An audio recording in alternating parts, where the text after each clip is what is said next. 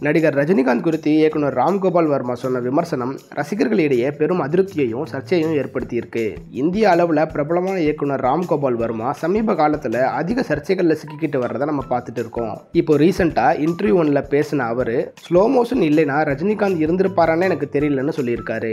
சாதாரண நடிகர்களுக்கும் ஸ்டார்களுக்கும் நிறைய வித்தியாசம் இருக்கு. ரஜினிகாந்த் நல்ல நடிகரான்னு கேட்டிங்கன்னா எனக்கு தெரியாது. ஸ்லோ மோஷன் நடை இல்லைனா அவர் கிடையாது அப்படின்னு சொல்லி மீண்டும் சர்ச்சையில் சிக்கியிருக்காரு. ரஜினியை பாதி படத்துக்கு ஸ்லோ மோஷன்ல நடக்க வச்சாலே ரசிகர்களுக்கு பிடிச்சிருது அப்படின்னு அவர் பேசினது சமூக வலைதளங்களில் சர்ச்சையா மாறிட்டு வருது.